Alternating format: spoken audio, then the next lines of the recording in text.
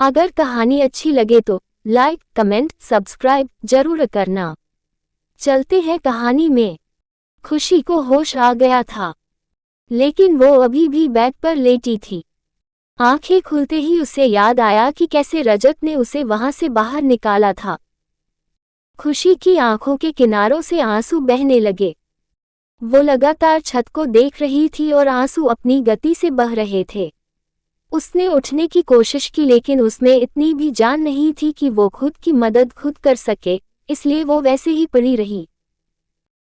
इधर रजत खुशी को छोड़कर ऑफिस आ तो गया था, लेकिन अभी भी उसके जहन में खुशी ही चल रही थी। ना तो वो उसे समझ पा रहा था और ना ही कोशिश ही कर रहा था उसे समझने की। रजत ने काम में मन लगाने की कोशिश की, लेकिन उसका मन बार बार खुशी पर ही जाकर अटक रहा था। इसलिए उसने खींचकर लैपटॉप को शटडाउन कर दिया और ऑफिस से निकलकर अपनी कार के पास आ गया। तभी उसके दिमाग में एक विचार आया कि अगर खुशी ने पैसों के लिए शादी की है तो फिर जो पैसे मैंने दिए हैं वो उसी के नाम पर ट्रांसफर हुए होंगे, मुझे चेक करना होगा। रजत ने किसी को फोन करने के लिए अपने फोन को हाथ में लिया कि उसका फोन बजने लगा। स्क्रीन पर उसी का नाम दिखाई दे रहा था तो वो समझ गया कि खुशी को होश आ गया है और जॉली फोन कर रहा है। रजत ने फोन पिक किया तो सामने से जॉली ने घबराते हुए कहा, सर। वो खुशी मैडम। रजत ने उसकी पूरी बात सुने बिना ही कहा, क्या हुआ उसे? वो ठीक है ना? मैं अभी आता हूँ। जॉली, जी सर, आप जल्दी से आ जाए। रजत ने एक बार फिर डॉक्टर को कॉल करके आने को कहा और खुद घर की ओर निकल गया। खुशी की आंखें तो खुल गई थी, लेकिन उसका शरीर धीरे धीरे उसका साथ छोड़ रहा था। वो लंबी लंबी सांसें ले रही थी। जॉली उसे यूं देखकर घबरा गया था। ऐसा लग रहा था जैसे खुशी में कोई भूत आ गया हो, या फिर वो अपनी अंतिम सांसें ले रही थी। जॉली इधर उधर चक्कर काट रहा था। उसे समझ नहीं आ रहा था कि वो ऐसा क्या करे जिससे डॉक्टर आने तक खुशी को सही रख सके। उसने बिना रजत की इजाजत के डॉक्टर को कॉल किया और जितनी जल्दी हो सके आने के लिए कह दिया। साथ में खुशी की हालत से भी रूबरू करवाया तो डॉक्टर ने उसे खुशी के सिर पर गीली पट्टी रखने के लिए कहा। जॉली ने वैसा ही किया, लेकिन खुशी अब भी वैसे ही सांस ले रही थी। उसकी आंखों के किनारों से अब भी आंसू बह रहे थे। वो किस दर्द में थी ये वो ही, इसलिए लगातार उसके आंसू बह। कुछ ही पल में डॉक्टर आ गया तो उसने जल्दी से खुशी को एक इंजेक्शन दिया, जिसके कुछ मिनट बाद खुशी शांत हो गई और नॉर्मल इंसान की तरह लेटी रही गई। रजत अभी तक नहीं आया था। उसने खुशी की इस हालत को नहीं देखा था और न ही उसे एहसास था कि वो किस हाल में है, इसलिए वो धीरे ड्राइव करके आ रहा था। वो ये सोच रहा था कि खुशी को होश आया होगा और वो कमजोर होगी, इसलिए जॉली उसे फोन कर रहा था। लेकिन असलियत क्या थी ये सिर्फ जॉली जानता था। घर के सारे नौकर अब खुशी के कमरे के बाहर खड़े थे, जैसे कोई मर गया हो। जब रजत ने घर में कदम रखा तो घर के एक ओर सबको खड़ा देख उसकी भौहें तन गई। वो लंबे कदमों से उस ओर आ गया। सबने जब रजत को देखा तो उनकी नजरों में एक सवाल दिखाई दिया, लेकिन रजत के सामने किसी की बोलने की न तो हिम्मत थी और न ही हैसियत। इसलिए सब लोग एक नज़र देखकर वहां से अपने अपने कामों में लग गए। रजत जब खुशी के कमरे में आया तो वो पहले की तरह ही शांत लेटी थी। रजत ने लंबी सांस लेकर कहा, ये अब भी सो रही है।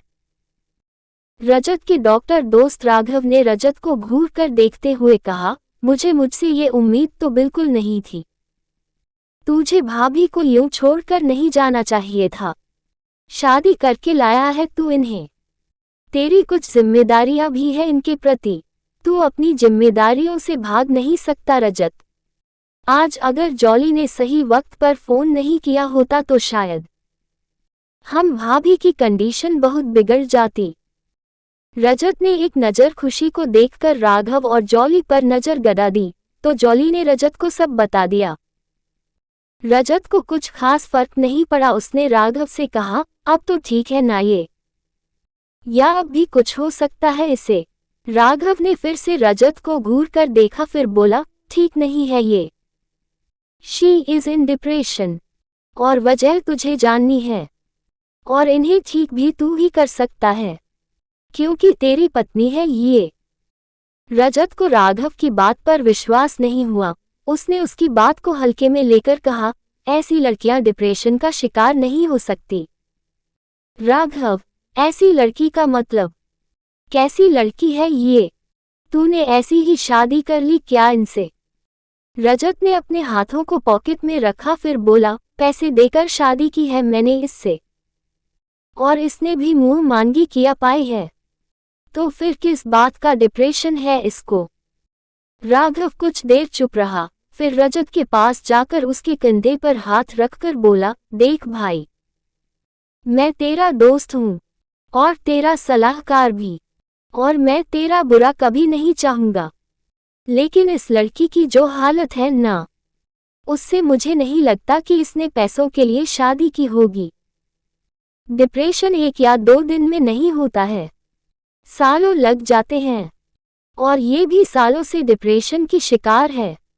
हाँ, ये खुद को संभाल लेती है, लेकिन आज या कल में कुछ ऐसा हुआ है जिससे इसकी जीने की उम्मीद टूट गई है। जीना ही नहीं चाहती है ये।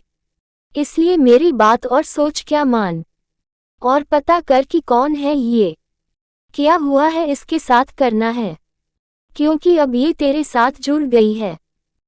राघव चला गया, लेकिन रजत के लिए बहुत से सवाल छोड़ गया था। वो बैठा खुशी के बारे में ही सोच रहा था। जब वो पहली बार उसके चाचा से मिला था तो उन्होंने कहा था कि वो अपनी बेटी की शादी उससे करना चाहता है, लेकिन उसकी बेटी ने पैसे की मांग की है। रजत को अपने दादाजी की वसीयत के अनुसार शादी करके एक वारिस चाहिए था, जिसके बाद उसकी प्रॉपर्टी उसके नाम हो जाएगी। खुशी के चाचा रजत की कंपनी के साथ ही पार्टनरशिप में काम कर रहे थे, तब उन दोनों के बीच में ये बात चली। खुशी के चाचा रजत के स्वभाव से वाकिफ थे, इसलिए उसने उसके सामने ये प्रस्ताव रखा था, जिसमें रजत को भी अपना फायदा दिखा और बिना किसी को कुछ बताए और बिना खुशी को देखे उसने शादी कर ली। रजत ने मन ही मन कहा, हो सकता है ये लड़की बेकसूर हो, लेकिन माँ बाप अपनी बेटी की पैसों की मांग को किसी के सामने क्यों रखेंगे? कुछ समझ नहीं आ रहा आखिर से सब हुआ कैसे। रजत काफी देर तक सोचता रहा, लेकिन किसी निष्कर्ष पर नहीं पहुंचा। रिश्तों को समझने में बहुत कमजोर था वो। उसके लिए काम ही अपना रिश्ता था और दादाजी की देखभाल करना। बाकी सभी रिश्तों से अनजान सा एक आदमी आज सोच रहा था, लेकिन वो अपने आप में ही उलझ रहा था। उसके लिए पैसा ही पावर था, पैसों के दम पर ही आज तक उसने सब काम किया था, इसलिए शादी भी उसने पैसे देकर कर तो ली। लेकिन अब वो क्या करे, उसे ये बताने वाला कोई नहीं था। उसे लगता था जब खुशी के मन का काम हो गया तो वो खुश ही होगी, क्योंकि उसकी जो मांग थी वो उसने पूरी कर दी थी, और अब जो रजत को चाहिए वो उसे दे देगी। लेकिन अब सब उल्टा हो रहा था। शाम हो चुकी थी, रजत अब घर पर ही था। अक्सर वो ऑफिस से रात में लेट ही आया करता था, जिससे घर में काम करने वाले नौकरों के मजे थे। लेकिन आज जब वो घर था तो सब चिड़े चिड़े घूम रहे थे, वहीं जॉली आज खुश था। रजत ने उसे खुशी के कमरे के बाहर खड़ा कर दिया था और उस पर नजर रखने के लिए कहा, ताकि जब वो उठे तो वो उससे बात कर सके। रात के 8 बजे जॉली रजत के पास आकर बोला कि खुशी मैम जाग गई है, लेकिन रजत ने जल्दी से कहा, लेकिन क्या? जॉली, लेकिन वो बस लगातार छत को ही देख रही है। वो ना तो उठ रही है ना कोई हरकत कर रही है। रजत से अब रहा नहीं गया। वो खुशी के कमरे में आ गया तो यहाँ बिल्कुल वैसी ही स्थिति थी जैसी जॉली बता रहा था। खुशी की आंखों के किनारों से आंसू बह रहे थे। रजत ने जब खुशी को देखा तो उसके दिल में एक टीस सी उठी। अब उसे खुशी बहुत ही मासूम लड़की दिखाई दे रही थी, जिसके रोने की वजह अब शायद वही था। रजत खुशी के पास ही बेड पर बैठ गया, जिससे खुशी ने हिम्मत करके खुद को उससे दूर करने की कोशिश करी। तो रजत ने उसे रोकते हुए कहा, लेटी रहो। अब कैसा महसूस कर रही हो तुम? खुशी कुछ नहीं बोली। वो बस रजत से दूर होने की लगातार कोशिश कर रही थी, जिससे रजत समझ गया कि वो उठना चाहती है। इसलिए उसने खुशी के हाथ को पकड़ा और उसे उठाते हुए बोला, मैं तुमसे सिर्फ एक सवाल करूंगा और तुम्हें हाँ या ना में जवाब देना है। खुशी ने रजत को देखकर मन ही मन कहा, अब कौन सा सवाल लेकर आया है ये जंगली इंसान। मुझे चैन से मरने भी नहीं देना चाहता ये। रजत ने खुशी को बैट के सहारे टेक लगाकर बैठा दिया, फिर बोला, क्या तुम्हारी शादी जबरदस्ती की गई है? खुशी ये सवाल सुनते ही चौंक गई, क्योंकि उसे उम्मीद नहीं थी कि रजत ऐसा हृदयप्रिय सवाल भी कर सकता है।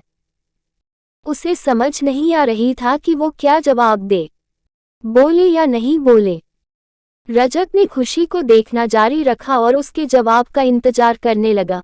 जब खुशी कुछ नहीं बोली तो रजत ने हौले से कहा, देखो, अगर तुम्हारी शादी जबरदस्ती की गई है तो फिर बताओ मुझे, मैं तुम्हें इस बंधन से मुक्त कर दूंगा, तलाक दे दूंगा, क्योंकि मुझे जबरदस्ती नहीं करनी आती है। मैंने तुम्हारे पापा को पैसे दिए थे और मुझे लगा शायद मैं पैसों से वो पा सकता हूं जो मुझे चाहिए, लेकिन मैंने कभी जबरदस्ती की नहीं सोची। इसलिए अगर तुम्हारी रजामंदी इसमें नहीं थी तो तुम मुझसे बात कर सकती हो। एक बार फिर खुशी को धक्का सा लगा था। उसकी शादी नहीं की गई थी बल्कि उसे बेचा गया था, और जो इंसान उसके सामने बैठा है उसने उसे खरीदा था। खुशी एक अजीब सी परिस्थिति का सामना कर रही थी। उसके पास अपना कहने के लिए कोई नहीं था। एक चाचा था, उसने भी उसे बेच दिया था। इससे बुरा और क्या होता। उसकी जिंदगी पहले से ही बदतर थी, वो अब और बदतर नहीं करना चाहती थी। तलाक शब्द सुनकर ही उसके कान लाल हो गए। जब खुशी कुछ नहीं बोली तो रजत ने कहा, तुम गूंगी हो क्या? बोलो, कुछ तो बोलो। खुशी ने अपनी सूनेपन और अकेलेपन से भरी आंखों को रजत पर टिका दिया, जिससे रजत की आंखें उसकी आंखों से मिल गई। वो खूबसूरत आंखें एक बार फिर से रजत से सवाल करने लगी थी, जिनके जवाब रजत के पास नहीं थे। खुशी ने अपनी पलकों को बंद किया, जिससे एक एक आंसू दोनों आंखों से टपक पड़े। खुशी ने सिर को पीछे टिकाया, फिर धीरे से बोली, जबरदस्ती हुई हो या बदतपिया, मर्जी से अब तो हो गई है। एक जहन्नुम से निकलकर दूसरे में आ गई हूं। रजत अपने कमरे में आंखों को बंद किए बैठा था। उसने अपने सिर को सोफे पर पीछे टिकाया हुआ था। वो काम पर फोकस करने की कोशिश कर रहा था, लेकिन बार बार उसके दिमाग में खुशी के वो कुछ शब्द गूंज रहे थे जो उसे अंदर तक जला रहे थे।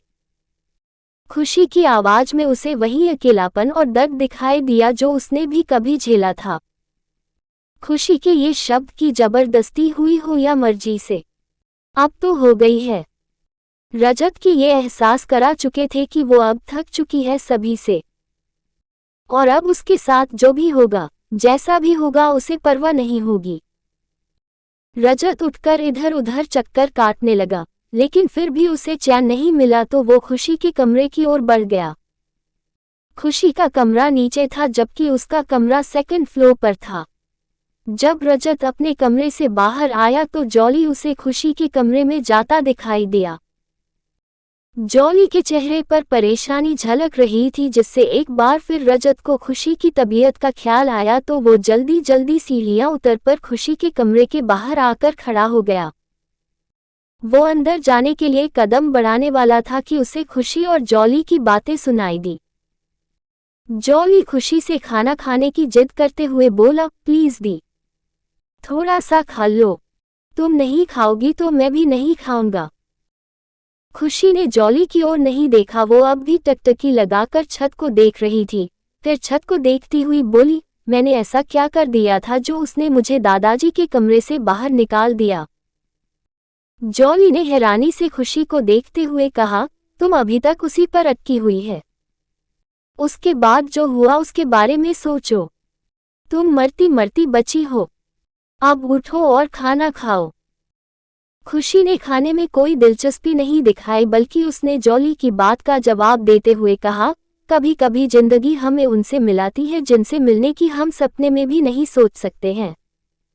तुमने कभी सोचा है कि किसी व्यक्ति को तुम एक बार देखो और फिर पता चले कि वो अब नहीं रहा, और फिर तुम अपनी जिंदगी में वो सब झेलो जो एक इंसान सोच भी नहीं सकता, और फिर एक बार फिर उसी इंसान को देखो तो कैसा लगे तुम्हें? जॉली प्रश्नसूचक नजरों से खुशी को देखने लगा, लेकिन खुशी को छत में ना जाने क्या दिखाई दे रहा था जो वो वहां से नजरें हटा ही नहीं रही थी।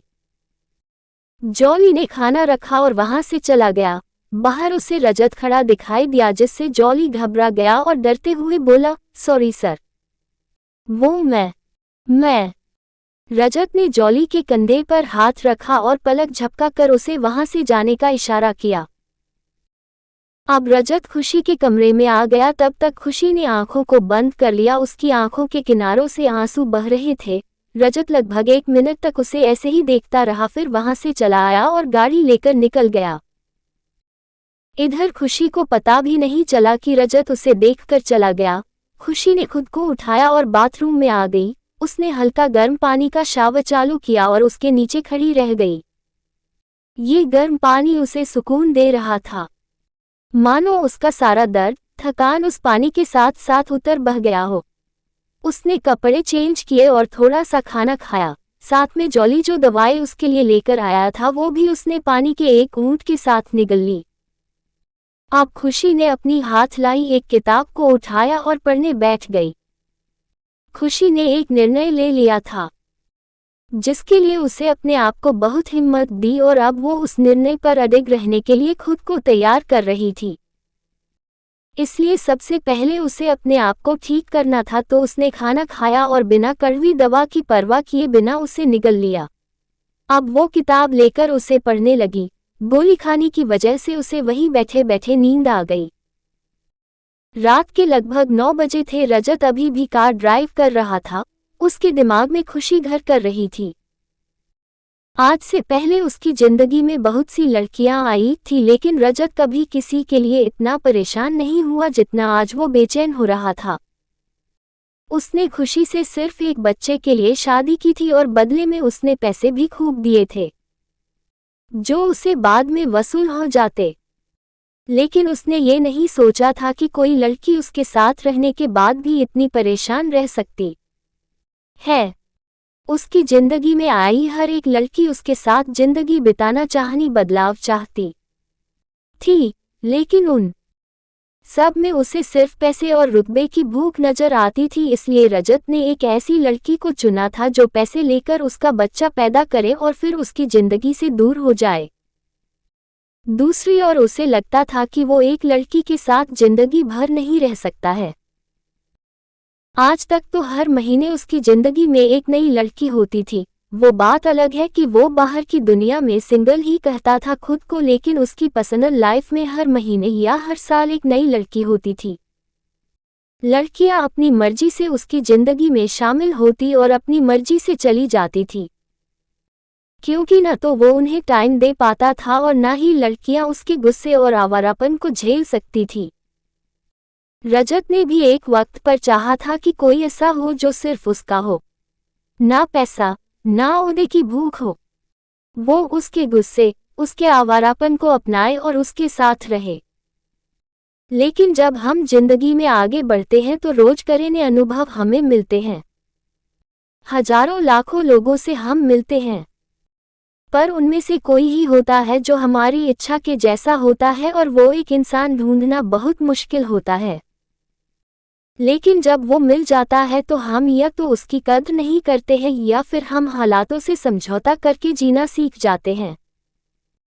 रजत ने भी हालातों से समझौता करके जीना सीख लिया था, इसलिए अब उसे कोई फर्क नहीं पड़ता था कि उसकी जिंदगी में कोई है या नहीं है। लेकिन आज उसे खुशी में वो मासूमियत दिखाई दे रही थी जो वो चाहता था।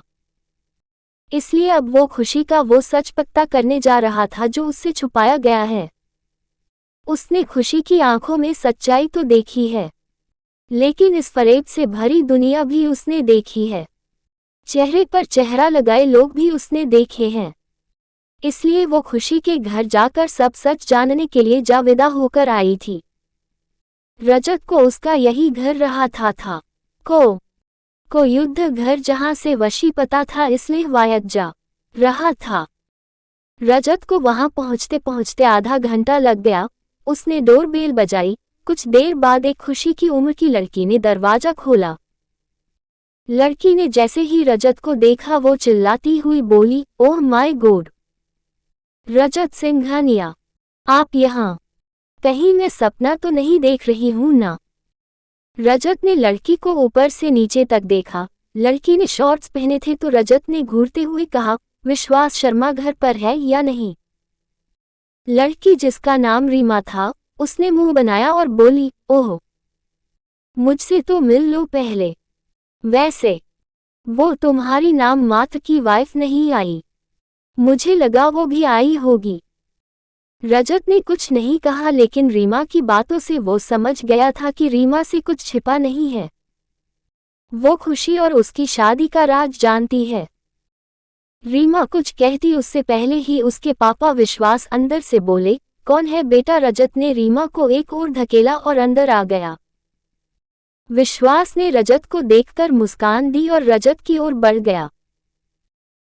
रजत ने अपने दोनों हाथों को पॉकेट में रखा था। विश्वास को ये वहम था कि रजत उसके पैर छुएगा, लेकिन रजत ने ऐसा कुछ नहीं किया, बल्कि वो विश्वास के ठीक सामने जाकर बोला, कैसे हो मिस्टर विश्वास शर्मा? विश्वास ने बनावटी हंसी हंसकर कहा, ठीक हूँ सर, आप कैसे हैं? रजत ने हम कहा और घूम घूम कर घर को देखने लगा। घर बिल्कुल नया लग रहा था, सभी चीजें एक से बढ़कर एक थी। रजत ने सब कुछ देखकर कहा, तुम्हारी सैलरी कितनी है? विश्वास अटकते हुए बोला, सर, वो 1 लाख। रजत, तुम्हें नहीं लगता सैलरी के हिसाब से ज्यादा ही सुविधाएं हैं तुम्हारे घर में? सारे ऐशो आराम। विश्वास ने खिसियानी हंसी हंसकर कहा, सब आपकी मेहरबानी है सर, आपने ही तो। रजत ने विश्वास के गले को पकड़कर कहा, मैंने तुम्हें कुछ नहीं दिया था, मैंने उस लड़की को दिया था जो मेरे साथ शादी करने वाली थी। मैंने जबरदस्ती की नहीं कही थी, तुमने उसे जबरदस्ती मेरे गले में डाल दिया है। रीमा ने जब ये देखा तो उसने रजत से अपने पापा को छुड़ाकर कहा, तुमने मेरे पापा के साथ बदतमीजी कैसे की? तुम बड़े आदमी हो, इसका मतलब ये नहीं कि तुम कुछ भी करोगे। और वैसे भी जिस लड़की की तुम बात कर रहे हो वो अपनी मर्जी से शादी करके गई है तुम्हारे पास। और पैसे की बात करें तो इतने सालों से हमारे घर में रह रही है, हमारे इतने पैसे उड़ाए हैं उसने, तो हमें तो देकर जाएगी ही ना। ज्यादा नहीं देकर गई है, 0.1% देकर गई है, बाकी मेरे पापा ने खुद कमाए हैं। और यकीन नहीं होता तो मेरे पास सबूत भी है। रीमा एक फाइल लेकर आई जिसमें लिखा था कि खुशी को जो भी पैसे मिलेंगे उसका 10% वो अपने चाचा को लेकर जाएगी और फिर कभी वापस नहीं आएगी। वो अपनी जिंदगी अपने तरीके से ऐशो आराम से जिएगी। वो जहां जहां जाना चाहती है वहां वहां जाएगी। वो सब करेगी जो वो करना चाहती है। बस एक बच्चा ही तो पैदा करना है, तो वो कर देगी और फिर अपनी आज़ाद जिंदगी जिएगी। उसके साथ ही खुशी के सिग्नेचर भी थे और साथ ही डेट भी लिखी थी जो उसी दिन की थी जिस दिन विश्वास से रजत की बात हुई। रजत ने जब ये सब पढ़ा तो उसने फाइल को कसकर पकड़ लिया।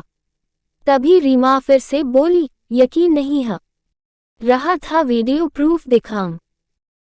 रजत ने रीमा को घूर कर देखा तो रीमा ने भी उसे घूरा, जो रजत को बर्दाश्त नहीं हुआ और वो फाइल लेकर वहां से बाहर आ गया। उसने फाइल को पीछे की सीट पर फेंक दिया और कार ड्राइव करने लगा। अगले दिन खुशी उठी और फ्रेश होकर बाहर आई, तब तक जॉली उसके लिए नाश्ता रखकर चला गया था। खुशी ने नाश्ता किया और अपनी दवा ली। उसे पता था कि जॉली उससे नाराज है, इसलिए वो उसे मनाने के लिए किचन में आ गई। जॉली वहां दादाजी के लिए नाश्ता बना रहा था और एक और लड़का उसकी हेल्प कर रहा था। खुशी ने दोनों को गुड मॉर्निंग विश किया और अपने नाश्ते की प्लेट को सिंक में रखकर दोनों की ओर बढ़ गई। जॉली ने खुशी को नहीं देखा और ना ही विश किया, जबकि दूसरे लड़के ने मुस्कुराते हुए विश किया। तो खुशी ने मजाक में कहा, हमारे छोटे भाई हमसे नाराज हैं, तो आज हम उसके लिए नाश्ता बनाएंगे।